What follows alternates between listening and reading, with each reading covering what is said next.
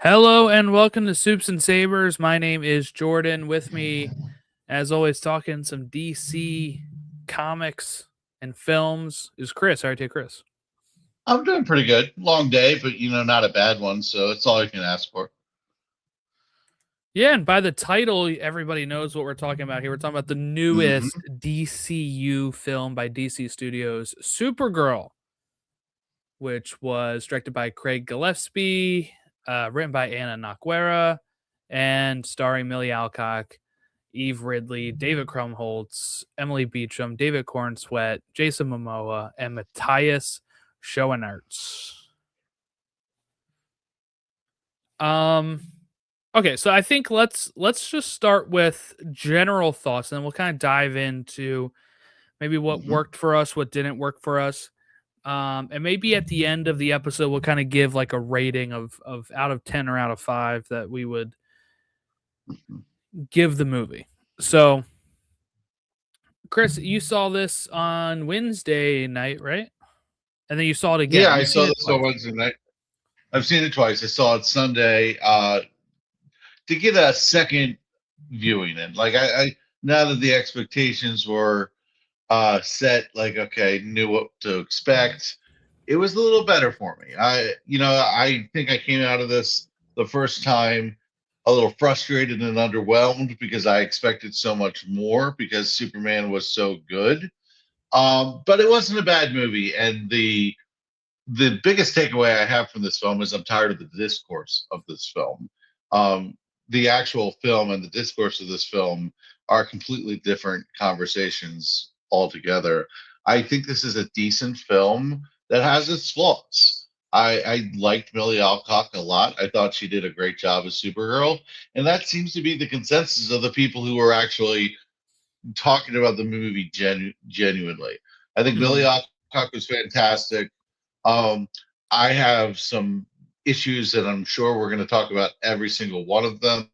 I don't think it's a great movie, but it's not bad. Like I know my mom loved it. I know people who really liked it. And I know people who hated it. So like it's like I think its mileage will vary, but like this is not nearly like the variety piece saying like just cataclysmically bad. Like I don't think it's cataclysmically bad. I don't think it's one of the worst superhero films of all time. I don't think it deserves the low box office that it got. I also don't think it's to the bar of Superman of 2025, and I don't think it's at the bar of the rest of the DCU projects right now. I think it's clearly the worst DCU project, but that's not that bad of a project because they have the gun hasn't jammed yet. You could argue that this was, but this is Craig Gillespie's film, and you know what? I don't think it was a bad movie. Wasn't great, wasn't bad. Yeah, so I saw this on my birthday. That was the plan. I took off work Thursday and Friday, and we went up to Hershey Park on Thursday. I then used as an advantage to take off work on Friday as well to recover. And my parents had my sons, so my wife and I did a double feature. We saw Supergirl, we saw Toy Story 5 back to back. Like left one theater, walked to the next screening of the movie, and it like started previews like right as soon as we sit down. Like it was perfect time. Hmm. Um so my overall thoughts on this, because I didn't really get to gather them right away, right? Because I'm going to see another movie right after. So like I was kind of thinking about it more in like the car on the way home. My wife asking me, what did you think of the movies? And I think I texted you guys right after it ended too, just saying I thought it was fine. Like I don't see why this has caused so much vitriol online, I guess. But I also I kind of cringe at both sides. And what I mean by that is when you have the people that are like really stating that this is like the worst superhero movie or one of the worst superhero movies, I'm kind of like, really? And then I see some people being like, this is not as bad as people are saying it's actually really great, 8 out of 10, 9.5 out of 10. And I'm like, I don't think it's that way. I feel like sometimes we Yeah. get this thing where we kind of are overcompensating because, and it happens a lot with DC fans, and it happens a lot with, I'd say, franchise fans. I've seen the same sort of Yeah. response to Mandalorian and Grogu just a month ago when Hmm. hardcore fans that did not like the movie were calling it like the worst Star Wars movie ever. And then you had the people that did like it kind of overcompensating and saying, this is my favorite Star Wars movie ever. And I'm like, sure. I mean, there's always some Star Wars movie that is somebody's favorite, right? Like it's kind of like Pokemon. There's always one of those 1,000 critters are somebody's favorite, right? Same thing with these movies. But I feel like sometimes we're as DC fans in particular, we're almost overcompensating and we get into this thing where it's like, don't trust the critics. The critics are wrong. I'm like, how many times Yeah. can we say that though? How many times can we say that? And then how many times can we Hmm. prop up when the critics back our idea when it comes to like Superman? Right? Like Yeah. Superman did well with the critics, and everybody's like, man, this movie was great critically. And then when they doesn't do well critically, they say, I actually don't care what critics think and judge for yourself. And it's like we just let's relax, Hmm. right? Let's relax and let's talk about what actually didn't work with this movie. Let's talk about what worked for this movie. That's kind of my thought Yeah. on it because as somebody We're in the that same place.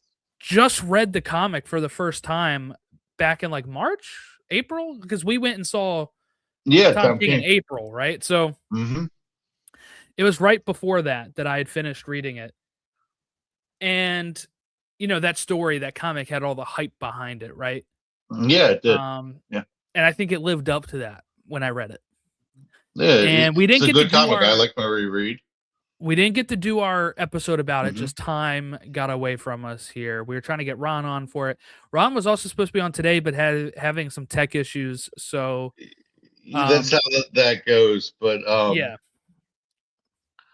I yeah, know he wasn't look. the biggest fan of this movie, but Well. Look, the soil under his dome started to radiate, and he couldn't be here. But I look. I have.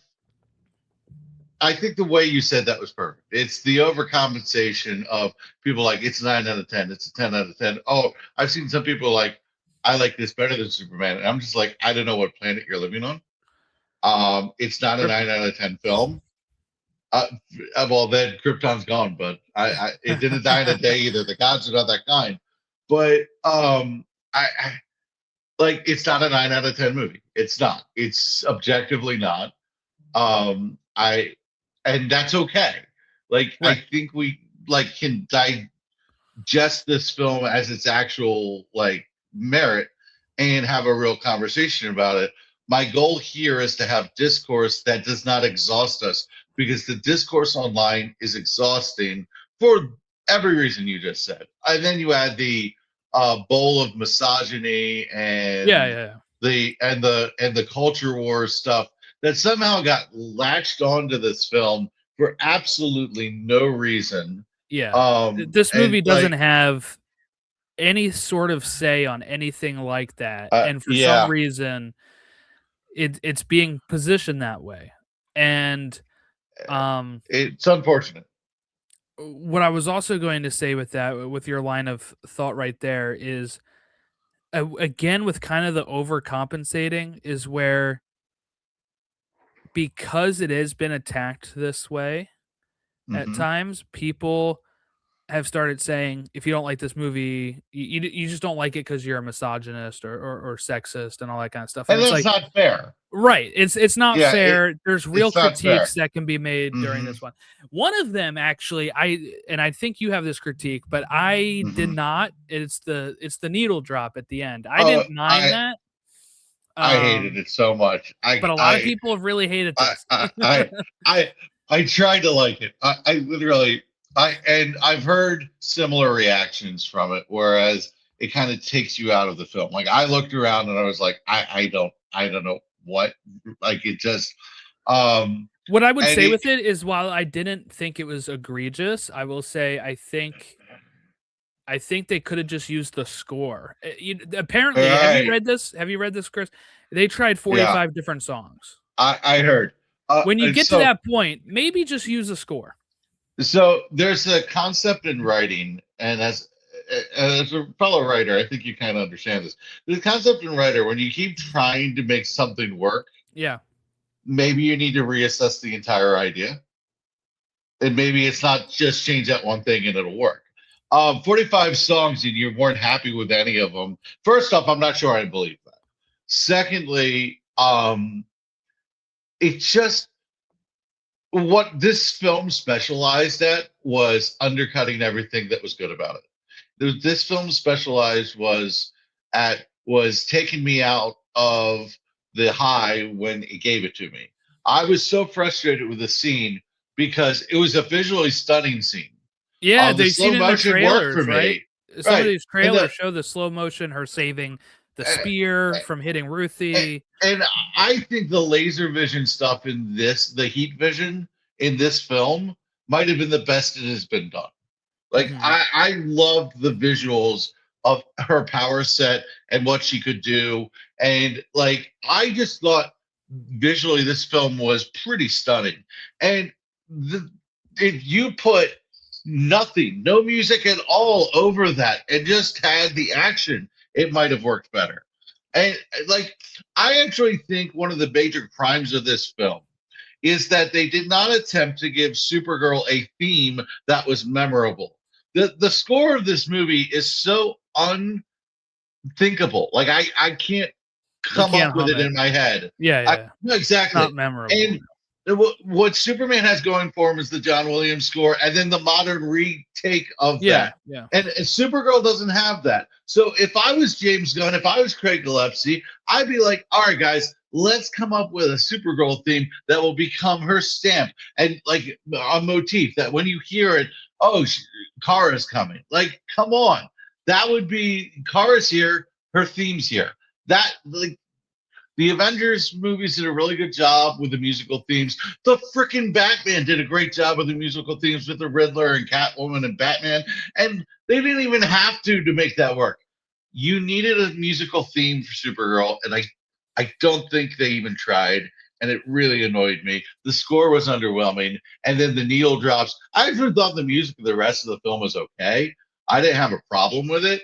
That needle drop did not work for me, and it's okay if it doesn't work for me. I've seen some people who like it, and I'm just like, I don't know what to tell you. I feel like they wanted like a more woman kind of a feel to it, and there's so many songs you could have gotten that without taking the mood of the scene away. It just didn't work. So I think the issue is that they probably did try to use score because we know they went through 3 composers. Neither of Um, them, none of them did anything, as far as I'm concerned. I forget who the first one was, but then it was Junkie XL, right? Was the next one, and people Hmm. were excited about that, and then, like, a week later, they were like, "No, he's gone."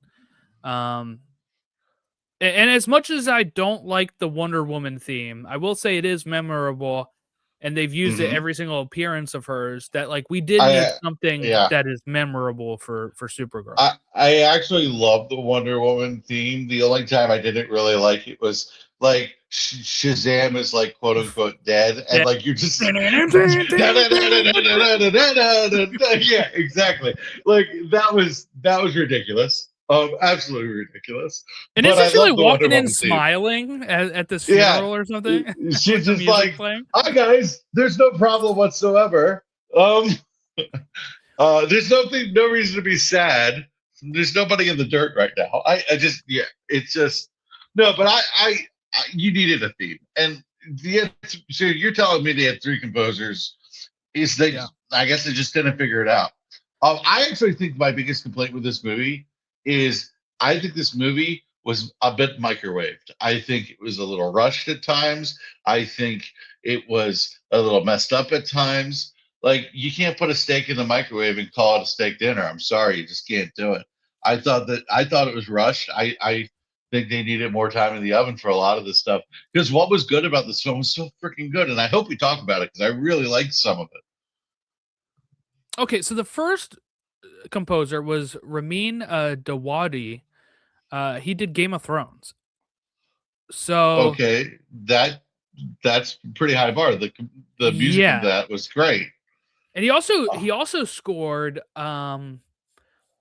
Craig Gillespie's Fright Night movie, which is also the only Craig Gillespie movie I okay, had seen at this point. okay, Then he was Junkie. Then it was Junkie XL in February, okay. and Very then familiar with his work. Claudio Sarne took over a month later in March. Okay. So I guess that's where we're at with it. And Well, we also kind I of had think this issue with Superman where Superman had two composers as well. It originally was going to be John Murphy, I believe, right? And then and following from then Guardians, yeah. yes, and then somebody else, David Fleming took over. And both of them are actually credited on there, but The difference is they sucked the landing. The difference yeah, is it worked. And it was the music was impactful and it was a score heavy film and the score was impactful. It's not that you had three composers, it's that you had three composers and the movie over relied on needle drops because they had it's kind of like when you have two quarterbacks, you have no quarterbacks. yeah. It didn't work. It just it didn't work. I thought the needle drops for the movie, with the exception of the very famous, infamous one, I didn't have a problem with. I thought it worked for the most part. So I guess let's dive into some of the stuff that I guess before we do that, I just want to kind of talk a little bit more behind the scenes stuff, right? Because I know Yeah, this has come up, and I'm going to defend something here, and that is not so much the script, but giving Anna Naguera a shot here. So what I mean by that is a lot of people being like, well, why she never wrote anything? Why is she given this? Apparently, and I guess the way I'm going to phrase this too, right? She also had written some plays, so like she did have work that has hmm been like this, right? Um, but I guess the thing that I'll defend here is I don't think you needed to get a journeyman writer for this either. And I think one thing it makes me think of, Chris, is the Flash. Okay, and what I mean by that, not so much the movie or the quality of the movie or anything like that, but the reaction. And what I mean by hmm that is a lot of people after the Flash being like, Andy Muschietti cannot work on this movie, the Batman movie. We cannot have Christina Hodson write anything anymore. And it's the same sort of things I'm seeing right now with Craig Gillespie and Anna Naguera. And what I will say to that too, what else it reminds me of is that a lot of people kind of just filled in the blanks themselves and said James Gunn must have been lying when he said he really enjoyed The Flash. And my whole time I've been like, I think James Gunn just really did enjoy The Flash. And when people are yeah, saying if this is a really good script to James Gunn, we're in trouble. I think James Gunn might have just really enjoyed this script. He has different tastes than we all have yes. different tastes, right? But I mean, Uh, like, he has a different taste than certain people. So like he may have read that script and said, this is good. And maybe Craig Gillespie effed it up, or maybe the script wasn't that good. uh, The thing is, we will I never know what actually happened in the background of this. If he actually had faith in this movie or not, we won't ever know that. If he mhm. really liked the script or not, we'll never really know. But just the fact that he said all that about the Flash and that, you know, this movie is kind of performing like that, I do think maybe he just genuinely liked the Flash and genuinely liked the script, and most people maybe didn't. I I love everything you just said because I think it's spot on. I think it's very similar to the Flash in another way. The Flash was an underrated script, in my opinion. It had an emotional through line that really resonated with me. I was at the time of the Flash came out, I was like coming back, I was going back to school and I was like starting a new life. So like the old Barry and the young Barry, like and being annoyed at your younger self and the lessons learned, like it was an emotional through line that resonated with me. and I thought Kara had an emotional through line in this story. Like I think it was like you could connect all the emotional beats in this story. The thematic elements of this story were developed, and there were some great lines. One of my favorite lines in the movie is, "So when do you stop being angry?" And she's like, "Any day now." There were some Mhm. great, really lines that stick with you, in my opinion. Let your life well lived be your revenge. I thought there was some. If you're going off deserved, you're going to be really unhappy. There were some great lines in the script. I thought the script was fine. I'm under the belief that there was a great movie in here, and they meddled with it until there was not a great movie. That is my belief. I think there was a 9 or 10 out of 10 movie in this movie, and they just kind of didn't get everything clicking. I think this movie had a series of bad reaction or bad chain reaction of bad decisions, and it is surprising because I saw I Tanya and I thought it was one of the better films I've seen. Like I think it is an incredible movie. So I have respect for Gillespie. uh, I don't know what went wrong here, but there was a lot of good in that script, and I think the writer, I can see the writer having a better movie than this. Absolutely. So I'm still tentative, but I can see it. I say all of that to say there are some baffling decisions in this script as well, Yeah. and it makes me wonder, was this story the right one to adapt? And I don't mean in the way that people have said that, where they're like, we need a, like some people thinking it's too dark for Kara, right? And all this kind of stuff. What I mean is, Hmm.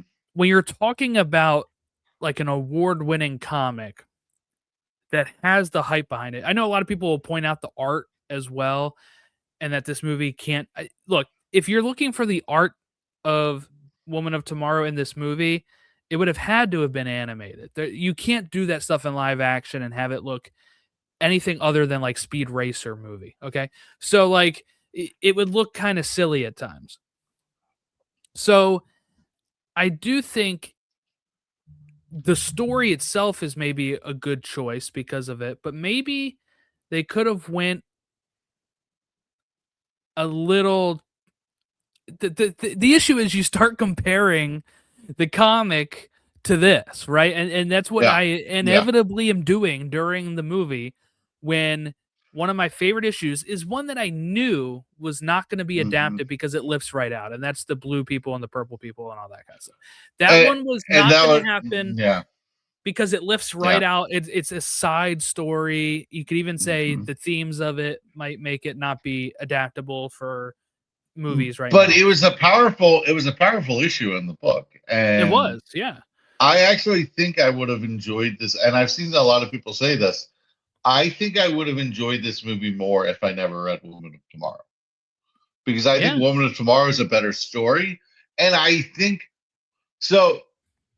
It's kind of like, I don't want to sound too mean, but I feel like if you took Ruthie and Lobo out of the story and she was just going after Krem because of crypto, the story would be very similar, like incredibly Oh, similar. yeah, yeah, yeah. Well, It's because so they don't do a lot of what Ruthie does in the comic. And what I mean by uh, that is, obviously in the yeah, comic, like in the comic, it's her POV. She's the one writing this story. She's the one right. telling the story. But with that, she is also, and I was listening to Anthony's episode, Digging for Kryptonite. Go ahead and listen to that, everybody. It was great, by the His way. first It's a episode. great, yeah, Yeah, I haven't listened to fantastic. the He's got latest more one. of the way too. Yes. That guy is like the best Hardest podcaster around. working Superman Dude, he's podcaster around. awesome. 100%. So, and he's a dad too, and I'm like, I wish I had as much like drive to do You're as much as right. what he's doing. Right, we've really dropped off this month, but my point is, he makes a really good point about, and I've seen other people mention this too, when we're talking about Ruthie's purpose in the story, right? is Supergirl does these acts of kindness for her Mm-hmm. throughout the story. And Anthony summed it up very, very well. He did, yeah. There's like the hand washing one. There's just stuff she is teaching her throughout this whole time. And she's teaching her just like she is in this movie. Yeah. We don't do that. We don't do that. We don't do that.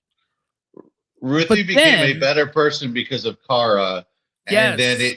And then Ruthie reminded Kara. Yes, she returns the favor and stops Kara from killing Krem in the book. And I don't have a problem with the ending of the movie, but the ending of the comic is more powerful. It's way more powerful. And I think it's I do question. Well, one, I was reading quotes from Anna Naquera and Craig Gillespie where they say that Ruthie kills Krem in the comic. She does not. She does not. They've misread that. Dude, everything. They need to stop talking about the film. It gets worse every time they say. I read that, and I'm like, did we read a different comic book? The baffling thing about it is, look, I can't put too much fault on that because when I first read it, I had to double check. I had to look, and I was like, he's not dead, right? And I Googled it, and he wasn't. And I was like, all right, thank God, right? Well, Tom King's like, it wasn't supposed to be ambiguous. When Tom King comes out and says that, it's like, Chris, Tom King's in the writer's room of the DCU. How did he not correct this? How did he not tell them?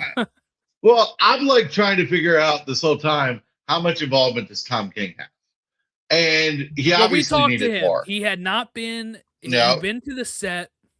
Yeah. But he did not, had not seen the movie when we met him in April. Yeah. He needed more involvement. He needed to be a direct player in this. If you're going to adapt someone's, we don't usually do adaptations.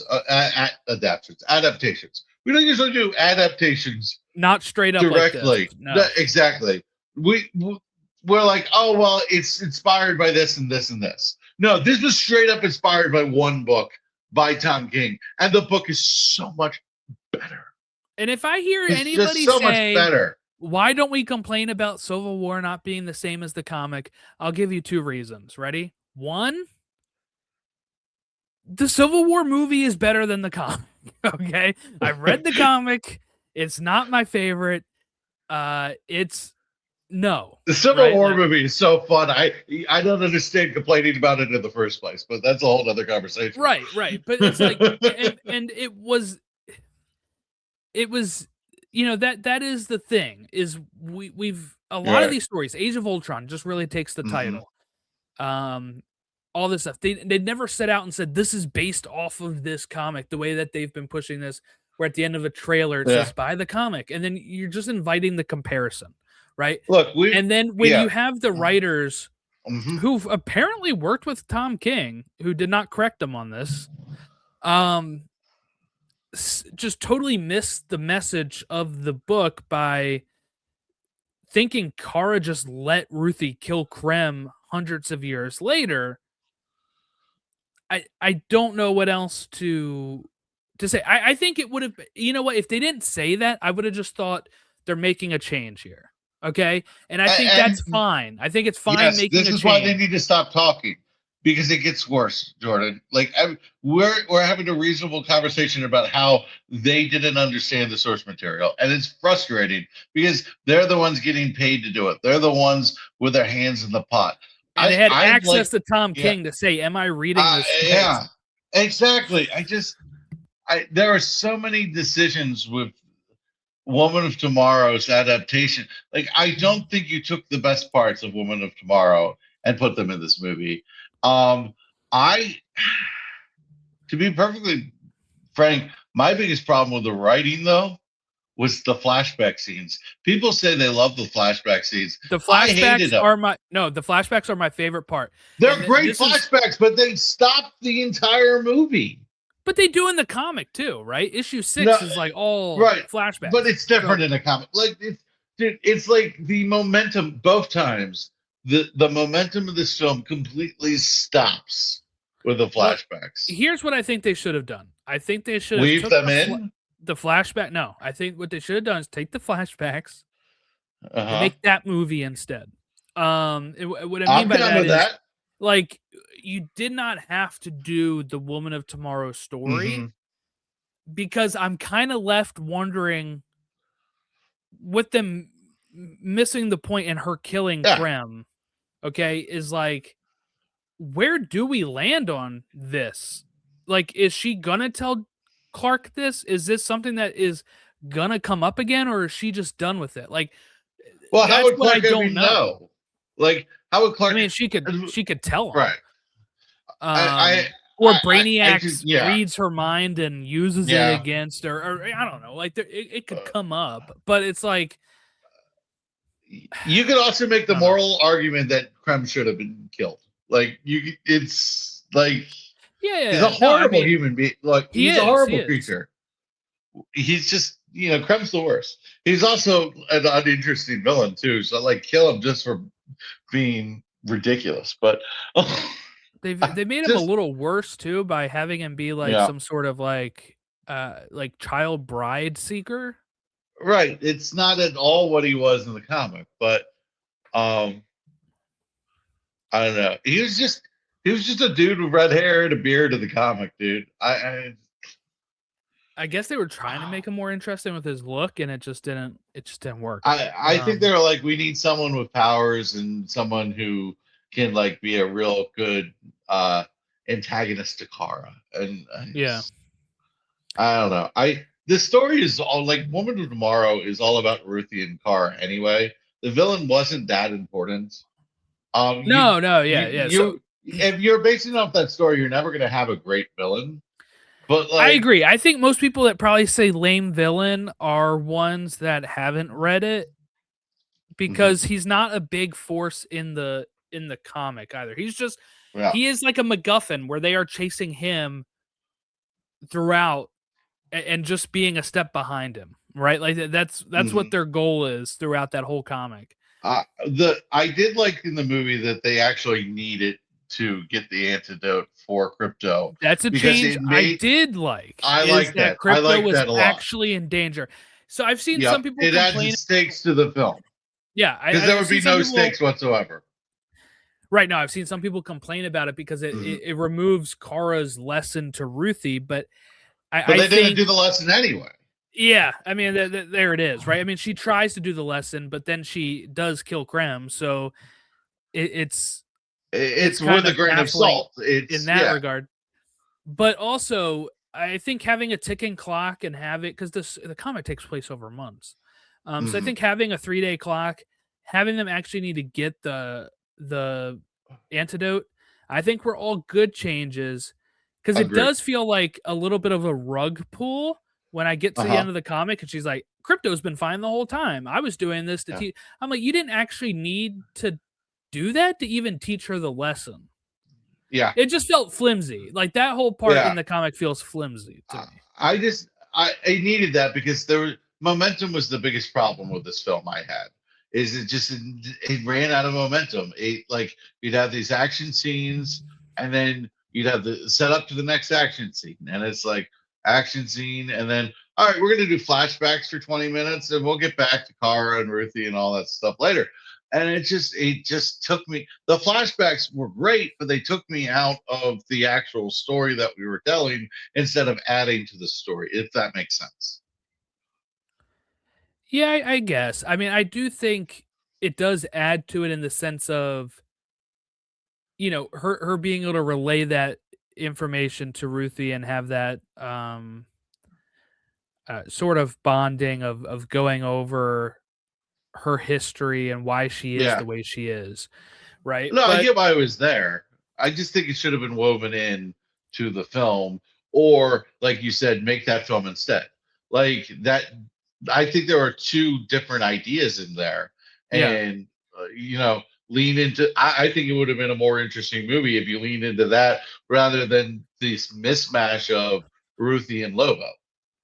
No, I agree actually, because I think if you had made that movie instead of a Woman of Tomorrow, like, it's one reason why I never really wanted, like, there's a lot of people out there that do like the fan stuff, right? Like, okay, like when Hmm. Batman Part 2 was coming out. They're like, I hope it's called Court of Owls, and they just follow that exactly. And I'm like, but I already know that story. I don't know if Right. I want that. You know, Yeah. like I like how Marvel does it where they mix up the stuff a bit to give it a different flair. Well, look at the Because animated films for DC. Like year one for Batman is like just a straight up copy of the comic, but like the Long Halloween was like more of a two-parter was more of like an adaptation. Like I right, right. people are gonna complain either way on that, but Yeah, like yeah. if you just have a carbon copy, I've already got that. Right. Like we already have the comic. So it's like Mm, if they had just done like the backstory of how she got there, and then you're maybe using those flashbacks to intersperse a modern story as well that's just not Woman of Tomorrow, or it's just all flashback and it ends with her on Earth, with David Cornsweet, who I want to I, say is my favorite part of the movie, sadly, for a Supergirl movie, that is the that Superman that scenes. is that is the problem. That is the problem. Well, I think there's two things with that. One, I think Millie Alcock is fantastic, and I think David Cornsweet is fantastic. And you put them together, and that chemistry, I'm like, I want to see more of that cousin action. Like, I want to see like their dynamic as family members, that have both lost their world. Yeah. You know, it's I want to see that. I thought one of the worst parts about this film was you get a little bit of Kara adjusting to Earth, and Anthony even brought this up in Digging for Kryptonite. Is like I'd like more of that. Like I would like more. Like one of the things that I've always liked about Superman, and one of the things that got me into it more were the Kryptonians. Is like I always took it as like an allegory for being neurodivergent, and like this idea that like they're in a world that's not built for them and it's hard. Mhm. The senses aren't always a blessing. I would have loved more than that. I thought it was hilarious in the beginning when Kara is like I hung over and she's like, I need the yellow sun like right now. Because I was like, she uses yellow sun like I use caffeine. Like I was like, she uses her headphones is the way I use headphones to block out stuff.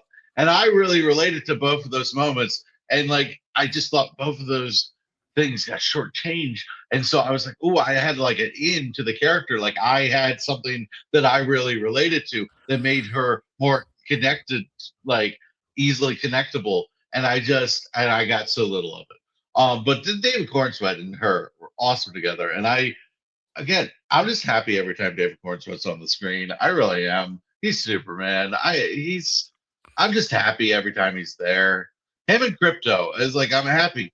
Like, it doesn't matter what the scene is. I'm happy. Yeah, yeah. And Mhm. that scene where she lands on Earth and is talking to um Clark, and he doesn't know how to say Kryptonian. He doesn't know how to speak Yeah. Kryptonian, and she doesn't know how to speak English. And I think that is something that was very realistic. There's a lot of times in these Hmm. type of things where they land and immediately like They're just speaking English. they're just speaking English because they're like, we've studied your planet for Uh, centuries I or I something. Yeah, really like the Kryptonian though, like the Kryptonian it language and like sounds the good. commitment to it. Yeah. Dude, that was awesome. I was like, give me more of that. And like, we should probably talk about the Kryptonian stuff because they really did just double down on what we got in Yeah, Superman. that's what I was very pleasantly surprised by that. Uh, And hmm I was glad too. Yeah. we get to see the rocket being sent out Hmm. from Krypton as it's falling. Millie Alcock's Kara says to Ruthie that like my dad and his brother were trying to warn them. So we still get the normal sort of thing, Hmm. like because that was kind Yeah. of a question. I think because we were like, okay, he's just like our question coming out of Superman was, well, we know there's Supergirl. Does she know this stuff about her uncle? Does she know that he was sending Clark there for this since the message turned out to be real? And we see the ship taking off and we see Kara's mom be like, there's that sweet baby that your brother thinks is destined to be like a ruler, right? And for all the people that said they're going to walk it back with Brainiac, and how Yep. many times James Gunn has had to say that message was real, I'm so glad that they said it in something like this where I can point to and say, yes, we can move on now. The message is real. Yep. He's sending him away because he thinks he's meant to be a ruler. Uh-huh. And we get to learn that like the Zor-El side of the family is maybe a little bit more what our usual Jor-El is like. Right. You know, And like as Smallville fans, though, we're used to a Jor-El that's kind of a dick.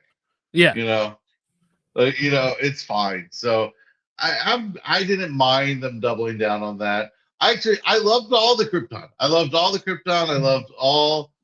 I loved the whole thing. I loved Argo. I loved it all.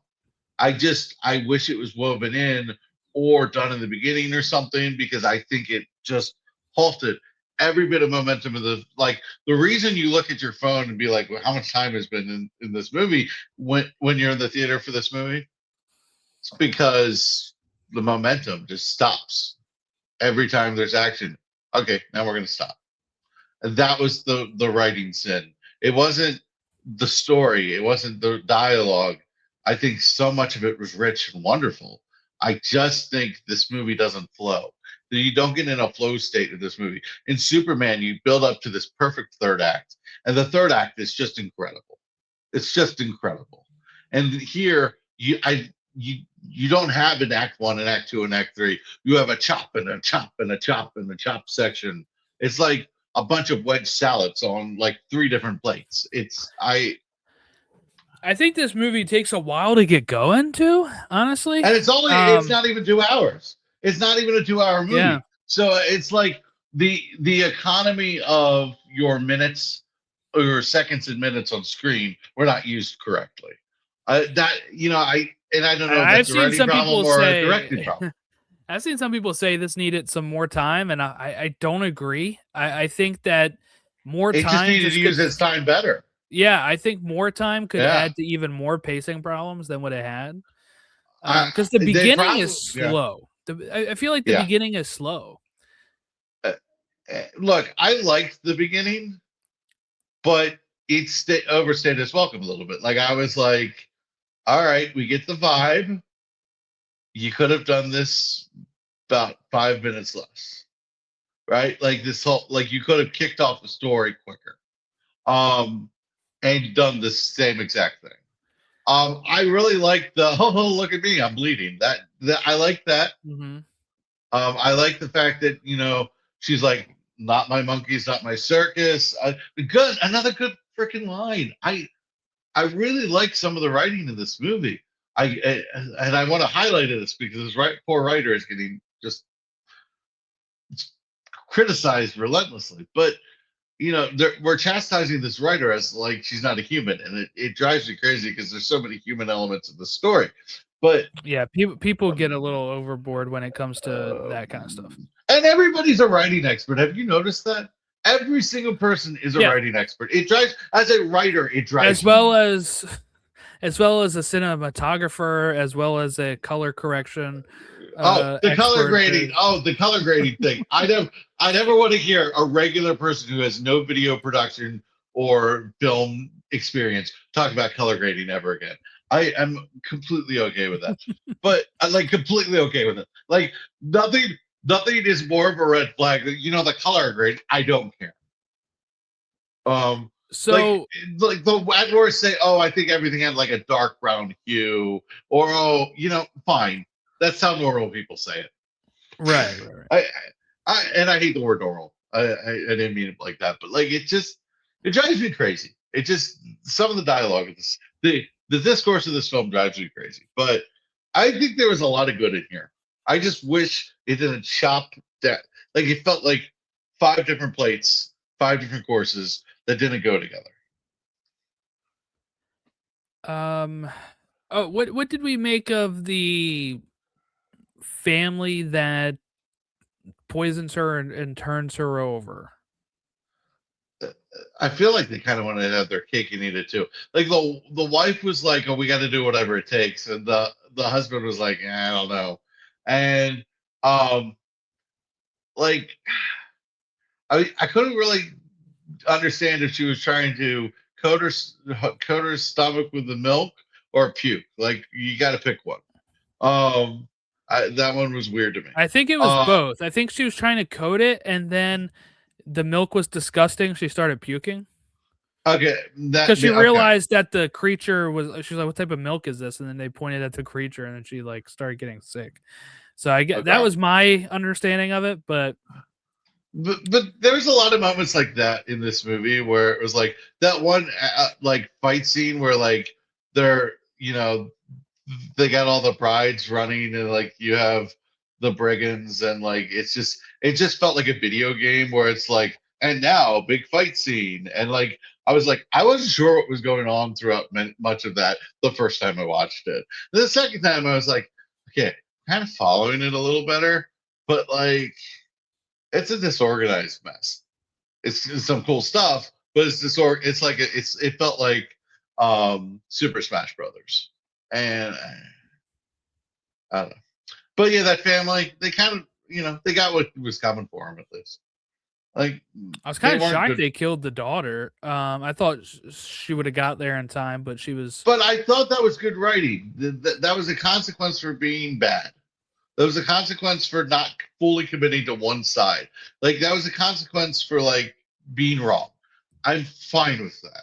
Like I think that's good writing. Like to me, like it's not that I want to see the daughter die, but like it also added to Kara's frustration at the when she goes up into the space and she's screaming, which is a really powerful scene. Things didn't go right. Like if everything went right and she was like perfectly heroic, it would just be that she was frustrated that Krim got away, and it would have less weight. Does that make sense? Yeah. I think we'd be remiss if we did not talk about Jason Momoa's Lobo before we get out of here. Yeah, so what was your thoughts on the main man being on the film screen? I liked it. I don't want to be an asshole, but I don't think we needed it. I liked it.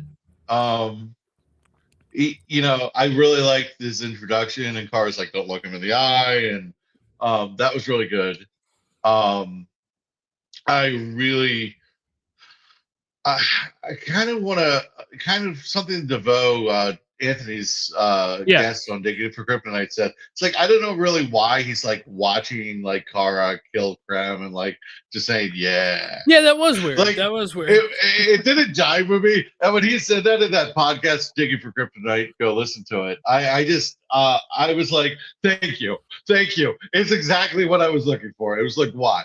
I liked the way Jason Momoa looked. I thought the action was kind of fun.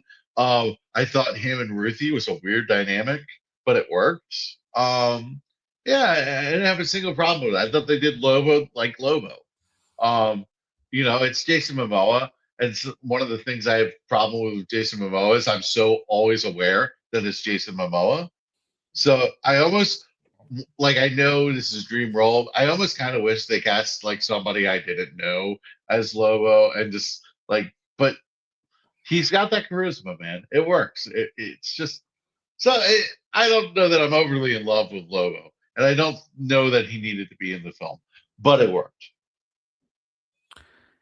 Yeah, I guess my thoughts are I think he did a good job as Lobo. I've never been the biggest Lobo fan though, so I'm not a big Lobo guy. So I can kind of take him or leave him. Honestly, he's like the medium man, not the main man for me. Yeah, the main man is Superman for us, but yeah, I mean, yeah, I don't know. I think he fit in the movie. I think his role was fine, but yeah, when they mentioned that on the Digging for Kryptonite episode, it was something that I did not realize when I was watching it. But yeah, him just watching and being like, yeah, just a very weird cut, like cut to him saying that. Like I don't know. It takes away from the scene with Kara and Krem. It doesn't. It just it wasn't needed. Wasn't needed. And it's like he's getting his jollies off or something. Like I know. Seeing a Kryptonian kill somebody is like, yeah, like I love that. Yeah, like who cares? Like it's like it doesn't involve you, and then it's contradictory to his entire thing. He's like, oh, I'm just in it to get this one guy, and I don't really care about any of your nonsense.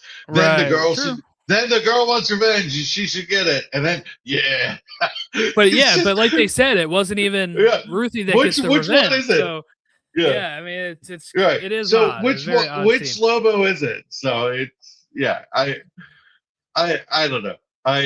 It's okay. It's just love and stuff's okay. Like it, like I liked it. It was fun. I had fun with it. I had fun with it. It's like popcorn though. It's calorically not very dense. But it's delightful. It's like I enjoyed it. I enjoyed it. Ralph, I just don't know if I really need to see him in another film. exactly.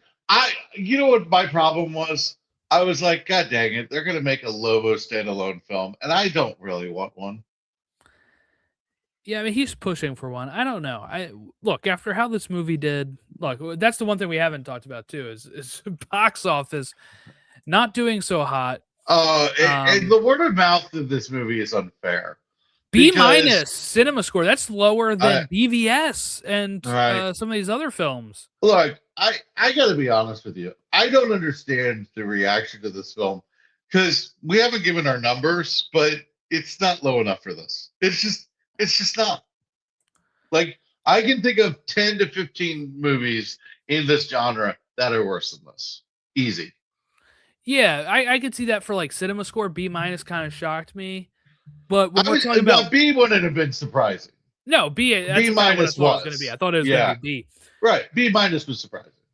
But I think where it kind of, I've seen people say like the box office isn't fair for this, and I would say it is. And I don't mean like that in a look, we're in a different era right now where these movies are Mm-hmm. not doing as hot. And this had you had two horror Mm-hmm. movies that are kicking ass at the theaters. So people are going to see those multiple times. Toy Story 5 just hit theaters and it was in its second weekend. And, that's a big family movie that people are going to. This one doesn't really work for And families either, Spider-Man by is the way. coming. Right. It doesn't This is because it's not a kind of family movie. dark. Like, and kids are going to freak out about the dog. Yeah, my And wife was worried it's about Crypto. I should have told her he was gonna be fine when we went in, but I didn't. well, my mom watched it. So my mom saw it Sunday, but not in the same theater as me. So like she Oh, okay. saw She it went by herself. with a friend. No, Oh, she went with her friend Kathy. But anyway, so she they made a day of it. And it was like I'm so glad you liked it because she really loved it. But she asked me before she went. She's like, the dog doesn't die, right? I was like, no, the dog's fine. And she's like, okay, because I want to watch it if the dog dies. right. And I think that's a pretty universal, like, it's like that Google does the There's dog a die in this website. movie. Yeah, there's a Yeah, yeah. website. Does the dog So die? Yeah. exactly. So like, I don't know. I I think the discourse of this film is annoying, and I think the results, box office, sure, you explained it that way and you rationalized it that way, fine. The things I've read and heard about this movie make absolutely no sense if you watch the movie. That's my problem. We had many Yeah. complaints about the film, and we did not go into any of the just hyperbolic, vitriolic, frustratingly damp and dark and depressing. Um, we didn't we didn't get into any like real all-time lows. It just I don't get it. I Yeah, just yeah. don't I get it.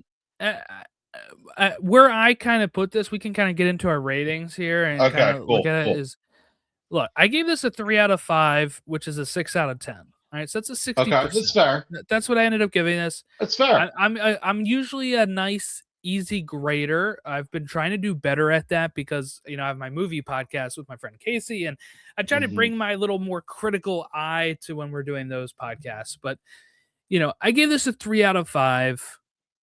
It's that's a 60. Um, I think that's fair. Where that puts it is more in line with things like Shazam, Fury of the Gods, The Hmm. Flash, that type of area that I Hmm. am at on my ratings. If we're Yeah. including all of DC, right? So it's something that I don't know the next time I'll rewatch this movie. It's not rewatchable the way Superman is. It's just not. It really Like isn't. I've seen it as many times as I might ever see it. Superman, I saw once in the theater because I just couldn't afford to go really a lot with having a kid and everything. So I watched it more at home. And while I came out of Superman really liking it, I didn't say love it back then. But Yeah. now it is one of my favorite superhero movies Uh, because I've just rewatched it. It's very rewatchable. It's very yep. fun. This movie, it's like I haven't rewatched Shazam or The Flash since All right. theaters, and I probably won't rewatch Mm-hmm. this one a lot. It's just not in that. There's other stuff for me to watch. Mm-hmm. There's other stuff for me to Yeah. do, and that's kind of like when people are freaking out the way they were about the DCU ending and stuff. I'm gonna say it again on here. I don't care. I as harsh as that may sound, if it all ended right now, I have Superman 2025, which is the one thing I really wanted, which was a Superman movie, right? That I can Mm-hmm. watch and rewatch and enjoy the way that those other movies never landed that way for me. Same thing with like, okay, if we get Man of Tomorrow and it's good, it again could all fall apart, and I will be like, I Mm-hmm. got two great Superman movies out of this DCU, and we had not had a Superman movie since Man of Steel. So I am happy that we got those. And what I've kind of settled on, Chris, is that these characters will get. I'm 35. Will be rebooted another 3 to 5 times in my lifetime on the low Yeah. end. On the We're, low we're in end. the same boat. We're both 35. So yeah. So it's like if I had this realization whenever we were talking about the Paramount stuff, right? Because that's another wrinkle. Yeah. It's not that this is the first box office bomb of the DCU. There is a new ownership that's going to be coming in, and look, they're going to release what they're probably making um because they have Because somebody like they own it now. right. It's their product. But there will be a time where either they want to, even after the DCU is done and Gunn Mm-hmm. moves on, even if this lasts 10 years, okay, this will be rebooted again. Mm-hmm. Robert Pattinson is not our last Batman in our lifetimes. David Cornsweet is not the last Superman of our lifetimes, and Millie Alcock is not going to be the last Supergirl of our lifetime. So it's like I'm just kind of accepting what it is and just looking forward to things that I'm looking forward to and Yeah. hoping that they're good, and then we'll see what happens. We'll see what happens. But All right. these characters have lived on for 80 some years in the comics. They will do so again in movies and TV shows as well. Mm-hmm. Before I give my rating, I want to kind of bounce off what you were saying.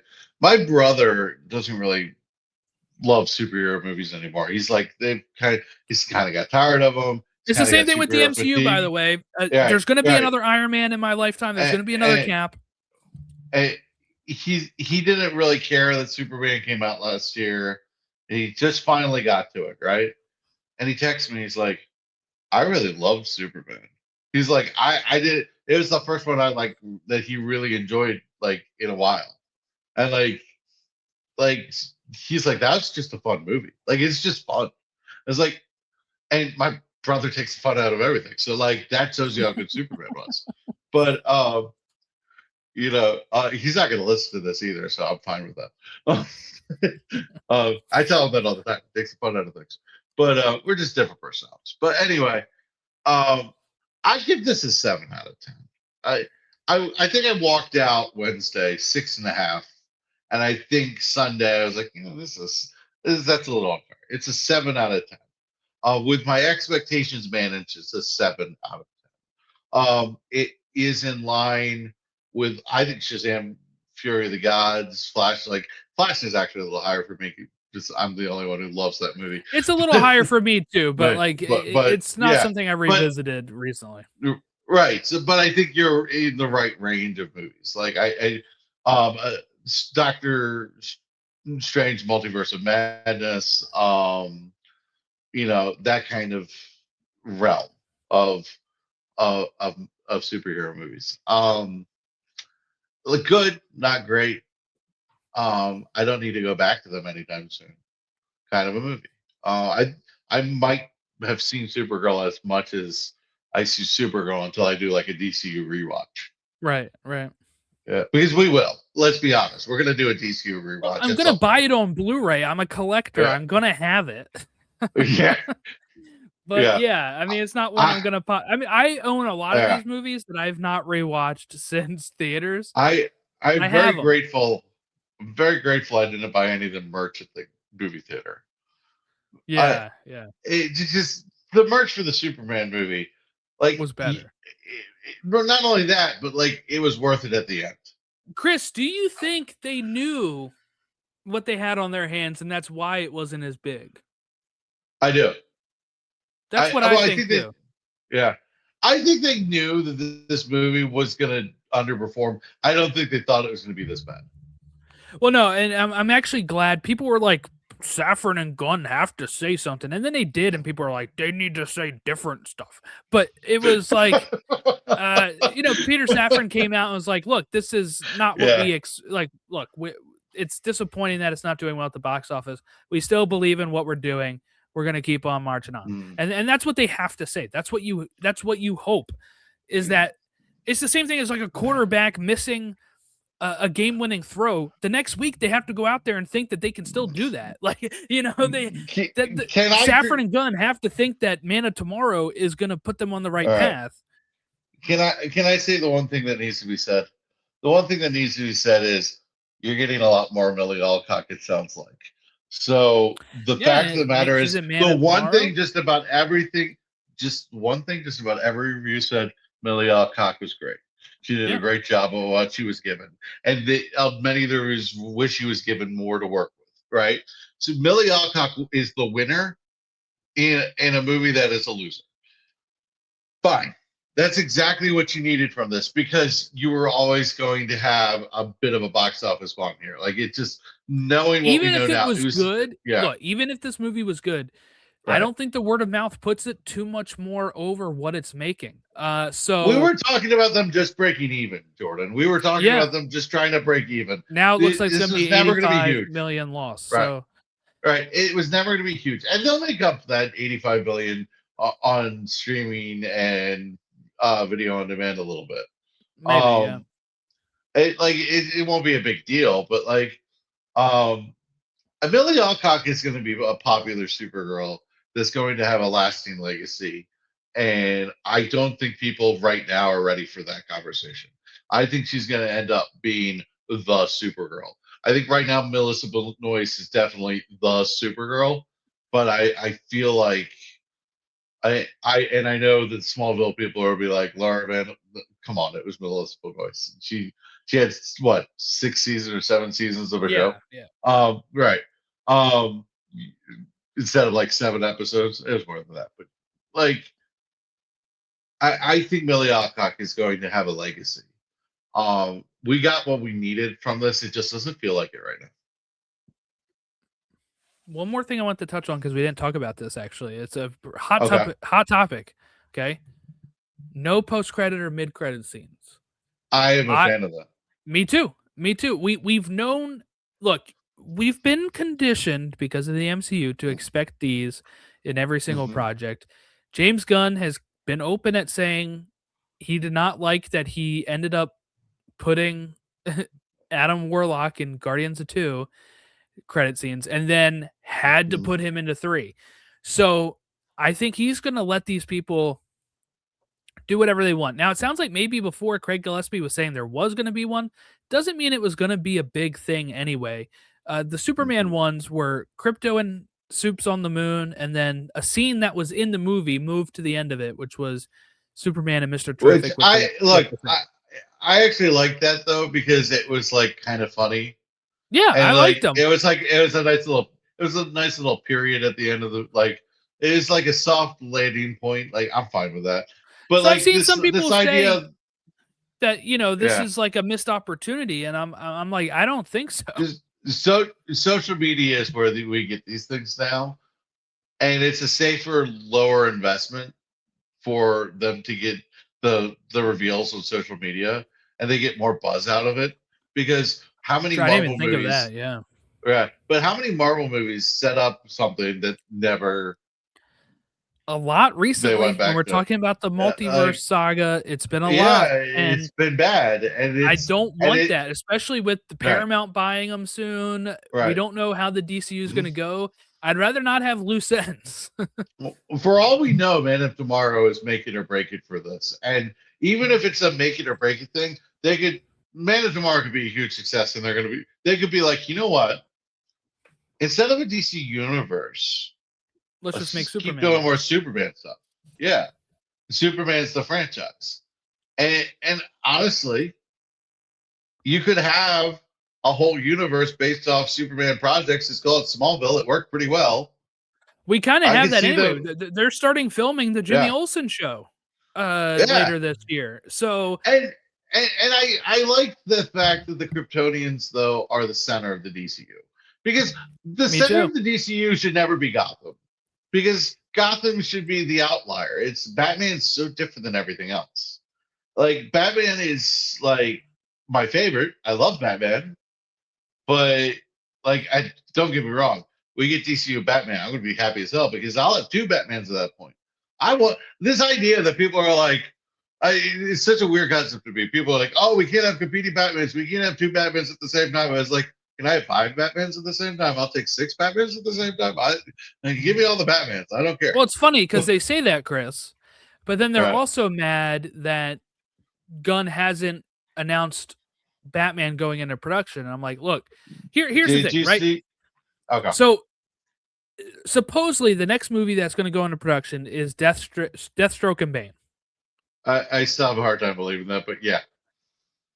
So also somebody said that Supergirl is going to be in the next one, and I'm like, I don't know where she fits in that movie at all. Okay, but two, She doesn't. here's the thing. I know people are like freaking out and saying we have to get Batman and Wonder Woman going. Uh-huh. If this one's the one further along, this is the one they're going to do. Two, Uh-huh. with this, I don't think they see a rush for Batman because they know in 2027 they do have a Batman movie releasing. Now, it's not the Yeah. DCU Batman, but DC Studios is producing a Batman movie that comes out next year. So they think, check mark, we have Batman next year. We do not need to rush out another Batman movie right now. Mm-hmm. And it's a known quantity Batman, Chris. It is one that made $700 million and has Dude, people it, loving Robert Pattinson. right. Look, I've never understood why Robert Pattinson couldn't just be the DCU Batman, but like I know Matt Reeves didn't want that, and I know we're not doing that. I'm not arguing that we should do that. I'm just like Robert Pattinson is a known quantity as Batman, just like you said. Like, let me just enjoy the Batman without worrying about what it means for the Brave and the. I no. Yeah, If same. to be honest with you, I would cut the Brave and the Bold to get more of Robert Pattinson, and I don't 100%. and I don't think people are ready for that conversation because I love Robert Pattinson Batman. I love what Matt Reeves is cooking. I cannot wait for the Batman Part 2. I would like a Batman Part 3. I would take a Batman Part 7 probably. If they keep being give me Well, all the Batman. if it takes 5 years between each one, we're in some Robert trouble. Pattinson, 40 years in a later. Batman Robert Pattinson in a Batman Beyond movie starting in 2056. I'm There you go. here for it. We just talked about how we're both 35. We're going to see all these iterations. I'm here for it. Okay? Like Batman Beyond with old Bruce Wayne in 2056. Let's go. Just never die with the Batman. I'm good with it. But look, I want a more fantastical Batman sometimes, but I have that in so many other things. But we also don't know if that's exactly what they would do. I think everybody's just accepting that that's what James Gunn is going to do, but we don't know if he will do a more fantastical Batman. You know the problem is Batman's like his favorite guy, and I think when he cites a lot of his Yeah. favorite comic runs of Batman, it's the ones everybody points out. So Right. My problem with James Gunn and Batman is twofold. One, I feel like James Gunn has to not have every project, but have the major IPs for this brand. If he's or gonna at be the least he studio needs head. to be introduced in a movie with James Gunn writing and directing. Right. And I love James Gunn. He's one of my favorite filmmakers of all time. I defend Gunn more than everybody else. Like the idea that people were like, "Well, I thought that this was more visually stunning than Superman." No, no, you didn't. I thought this was more artistic than Super. No, you didn't. I'm They sorry. really I'm switched. saying They switched up on that that pretty quick it once the just, movie it came just. out. By the I'm way, sorry about. Yeah, I'm sorry. No, you didn't. I'm saying it became in vogue to be against Gunn. That's what happened. It became in vogue to be like, well, Gunn's not actually my filmmaker. right? No, no, you didn't. But I'm just, no, Superman was a better movie. Sorry. It just, in every facet, every single facet. But the, but Batman and James Gunn, I still don't know if it's going to work. I'd like to find out, but I'm nervous about it because Batman and funny doesn't always work. Well, here's my thing for it, and I think that's maybe why he wouldn't want to write it. He probably knows his capabilities are not going to fit that. But a lot And of I people didn't think respect he him would for fit. that, though. I do. I respect him for that. He's been A lot of open. people didn't think it would fit Superman, and he really showed restraint in that movie. I think compared to what he does in his other films. There has to be a version of Superman that is just so James Gunny that like he just watches it like and he's like, okay, this is what I can't do. It's like the don't do this version. Yeah, And like yeah. there's gotta be all the gunnisms in there. But I do think like it was probably like a 20-minute Peacemaker scene. right. I do think though, if he did it and it didn't do good, while everybody would overreact, it'd be like his first miss. Right? He Like hasn't missed. it would He be his hasn't first missed. miss. So like for me anyway, Mhm. that would be his first miss if No, it he turns out hasn't. not He good. hasn't in So a mess. All right, the Suicide Squad's not a mess. I'm sorry, it's not. Peacemaker, not a a lot of mess. people If think you that didn't might like be his Peacemaker, best one. The Suicide Squad, a if lot you, of people you're think it right. might be his best movie. You certainly do, and Well, no, I have Superman I above it now, but okay. So if I it's had to up rate there. gun stuff, it would be Superman, Guardians 1, Guardians 3, The Suicide Squad, Guardians 2, and I'm not counting the TV. So like just of his Yeah. movies. That would be my ranking. Where does Scooby Doo I, 1 and 2 go? you know what? To be fair, they're freaking great for Scooby Doo projects. They're good. Um, uh, what's that movie he did? Super, yeah. Uh, yeah, that was good.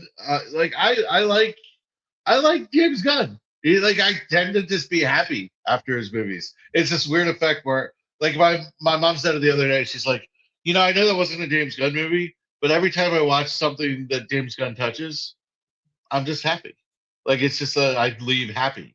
I was like, yeah, pretty much. I she, my mom loves Supergirl. She's probably one of the people saying it was 9 or 10, 9 out of 10. Like she has her problems with it too, but she's like, I loved it. I loved it. I loved it. So it worked well for her in a way that I kind of wish it worked for me. But yeah, I'm so glad that you loved it though, because like Yeah. Billy Alcock is fantastic. I loved her rendition of Supergirl, and I think she did a great job. But yeah, I'm worried about the DCU. But like you said, if I get Man of Tomorrow and it's great, and I have Superman and Man of Tomorrow, I'm 100% in agreement. And I have the Batman. I have things to eat. I have things to eat as DC fan. Remember, there was a time when I didn't have things to eat as a DC fan. I had the Nolan trilogy. That was it. Yeah, for a long time, that was it. That It was was it. just Batman, and then Superman Returns. Like, that was it. That was all we were getting. And you know what's weird about just the Nolan trilogy? It's like the older it gets, the more I just wish it was Batman Begins and The Dark Knight, and it just stopped there. Mm-hmm. The Dark Knight Rises just did not age the way I wanted it to. Is it just because of the Pittsburgh Stadium being in there? Is that the main? Well, that was actually a peak of it. You won't wear yellow. No, that was a peak of it. I got to see that place get destroyed. How many times I visualize that? But no, that was the peak of it. But no, I say that in jest. But it really had. I didn't like Bane that much in that, and I didn't like that he has 3 battles and then it's over. Well, maybe Yeah. you'll really like Bane and Deathstroke and Bane. We'll see. I hope so. I love Bane. Directed by Superbad's Greg Matola. Dude, the animated Nightfall thing, I can't wait. I love Nightfall. It's one of my favorite stories of all time. Yeah. I can't. That was one of the only comics where I like read a lot of tie-ins to. Like I love Nightfall. Love Nightfall. So Night's Fall, Night's Quest, Night's End, let's go. I'm there for that. Big Bane fan. I just want him to do right. Like the way he was in the Arkham games, but it's like Arkham Origins, and he's just like towering over Batman. And you're just in this boss battle, and you're just like, God damn it. You're just like, God, I gotta beat this guy? No. That's not even possible. I don't know. I just really like. I really like Bane. I just want him to do well. I'm not excited about Bane and Deathstroke yet. They could get me there. Yeah, that's definitely going to be one that's like, wait. I have for to the be trailer sold on that see film. see if it's going to be any good. Yeah, no. It's a weird pairing. It really is. It's like, they're too oil and oil. It's like they're both smart bad guys. I wonder if there's something in it that just hasn't been leaked that makes it all worth it. We don't know yet, I guess. If Batman's not in it, I riot. I don't know. I just like it's just, or that would be, if you're gonna have Robin and you're gonna be in the DCU with Damian Wayne already. Give me some Dick Grayson in that film. Yeah, give me Nightwing. Okay. I wasn't trying to go that like that, but it's just that's his name. But all right, but I think we'll wrap it up. Film. Okay, yeah. We talked some of the future of the DCU. We talked Supergirl. Yeah. Comment if you're on YouTube or the Spotify. Give us a comment on what your thoughts on the movie were. Your rating out of 10 or 5, depending on what you want to give us. And you can also email us in the show notes below if you want to give us more long form feedback. Maybe we'll read some if we get enough of those. But otherwise, we're looking ahead to Spider-Man Brand New Day at the end of July. And then, of course, mid-August is Lanterns. So we got some stuff coming up here on Super. I cannot wait for Spider-Man. I literally can't wait for Spider-Man. I need it now. Yeah, it's the next one. It's the next one. I can't wait. We are in our Bill Belichick on to Spider-Man. We are on to Cincinnati. We are on to Cincinnati. This was a loss. We just got walloped.